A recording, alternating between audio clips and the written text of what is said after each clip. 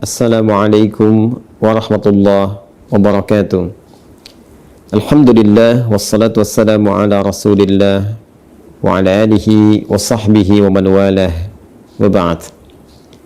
Saudara-saudariku dimanapun Anda berada, ada satu kewajiban yang mengikat bagi setiap insan beriman dalam setiap kesempatan Ramadan yang akan berpindah kepada 1 Syawal.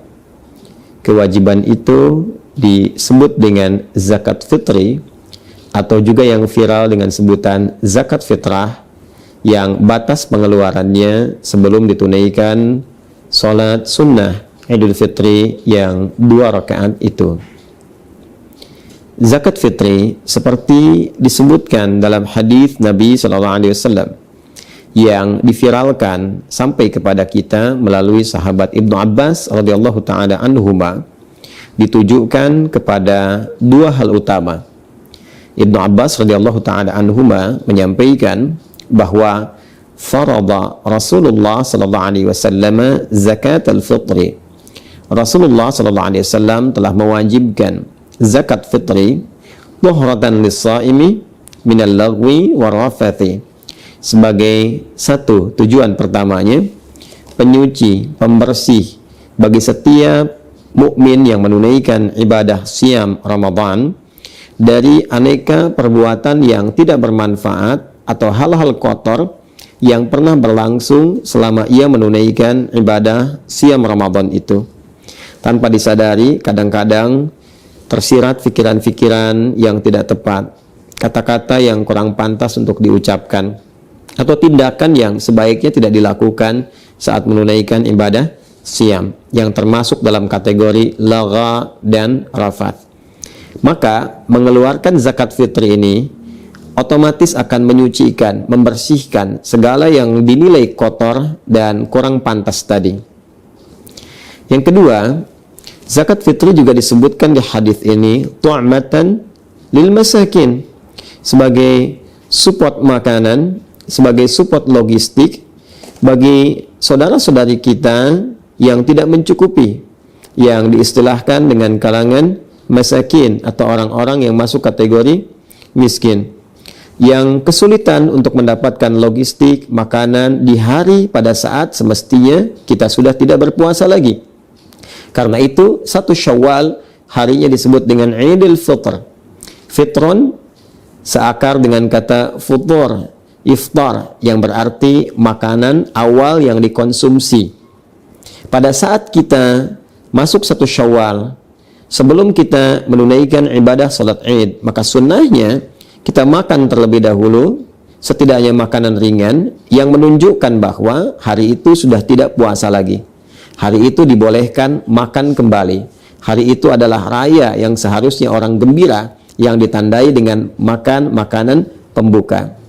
Pada saat itu berlangsung, diduga boleh jadi ada kolega kita yang tidak mendapatkan makanan, tidak memiliki logistik, sehingga tidak merasakan kebahagiaan yang sama dengan orang-orang lain yang seharusnya berbuka dan berbahagia. Tidak memiliki support makanan untuk membatalkan puasanya, karena memang pada waktu itu sudah bukan lagi waktunya berpuasa, dan diharamkan berpuasa sebagai apresiasi hadiah bagi setiap insan beriman yang berhari raya pada waktu itu. Karena itu zakatnya disebut dengan zakat fitri, untuk menunjuk kepada wujud zakat yang diberikan itu. Hadis riwayat Ibnu Umar radhiyallahu taala anhuma yang disampaikan kemudian kepada kita semua, yang menegaskan penjelasan Rasulullah sallallahu alaihi wasallam tentang bentuk zakat fitri ini. Farada Rasulullah sallallahu alaihi wasallam, kata Ibnu Umar radhiyallahu taala anhuma, beliau menyampaikan Rasulullah sallallahu alaihi wasallam telah mewajibkan zakat al-fitri. Zakat fitri itu sa'an minat tamri atau sa'an minat syair, yaitu 1 sa' dari kurma atau 1 sa' dari gandum. Sa' itu batas ukurannya kurang lebih 4 mud. 1 mud itu kalau ada ukuran standar tangan orang dewasa seperti kami saat ini, yang kita satukan dalam keadaan berdoa seperti ini, lalu dihadirkan, dituangkan kurma atau gandum seukuran tangan orang dewasa seperti saat sedang berdoa seperti ini, itu disebutnya 1 mud. Jadi kalau 4 mud ukurannya kurang lebih ukuran 4 tangan ya orang dewasa saat berdoa seperti ini.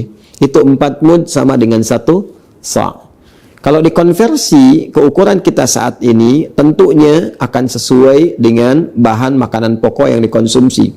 Karena mayoritas ulama menilai bukan kurmanya, bukan gandumnya, tapi makanan pokok yang memang dikonsumsi oleh penduduk di negeri itu. Jika di Madinah pada masa itu makanan pokoknya kurma, gandum, dan di sini bahan untuk makanan pokok nasi kita yaitu beras, maka dikonversilah kemudian satu jenisnya dari kurma, gandum berupa makanan pokok kepada beras yang menjadi bahan makanan pokok di negeri kita. Lalu dikonversi ukurannya setidaknya ada sesuai dengan 2,5 sampai 3 kilo beras atau 3,5 liter. Kalau kita contohkan misalnya ini ada contoh ukuran yang 3 kilo ya. Ini kurang lebih 3 kilo ini beras yang sesuai dengan ukuran 1 sa' ya, 3 kilogram atau disesuaikan dengan 3,5 liter. Dan wujudnya teman-teman, bentuk isyaratnya kepada makanan pokok. Karena memang filosofi dari zakat fitri ini adalah memberikan kemampuan dan kesempatan kepada orang-orang yang tidak memiliki logistik makanan untuk mendapatkan support makanan itu agar ia bisa makan, bisa berbuka, bisa futur, bisa iftar, bisa fitrun ya, untuk makan dan menunjukkan hari itu hari bahagia, sudah bukan waktunya puasa lagi.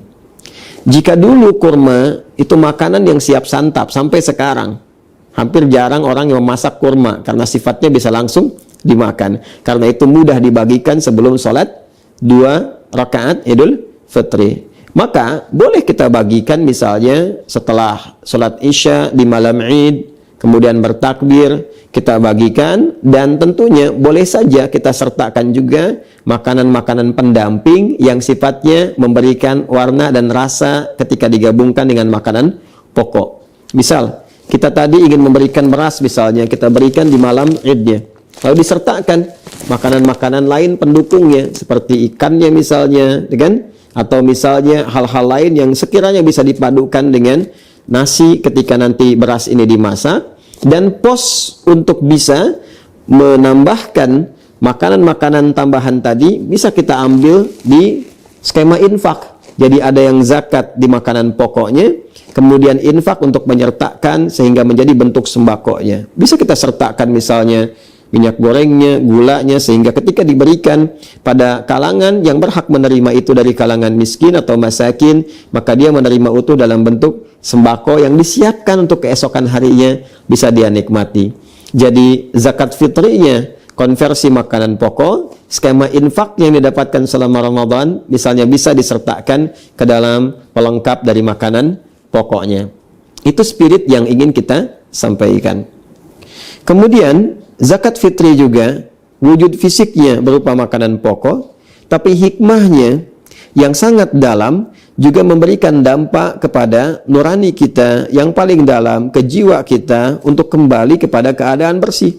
Tadi, dhuhratan lis-shaimi, menyucikan, membersihkan bagi setiap orang puasa minal lagwi war rafath. Spiritnya, orang yang berzakat fitri itu, maka dia kembali menjadi keadaan yang bersih jiwanya, terbebas dari perbuatan-perbuatan yang tidak bermanfaat. Dan itulah fitrah setiap manusia, cenderung pada kebaikan, cenderung pada tuntunan syariat. Karena itulah zakat fitri ini, filosofinya, maknanya, hikmahnya disebut pula dengan zakat fitrah, untuk menunjuk kepada fungsinya. Bolehkah zakat disalurkan dalam bentuk uang, tidak dalam bentuk makanan pokok?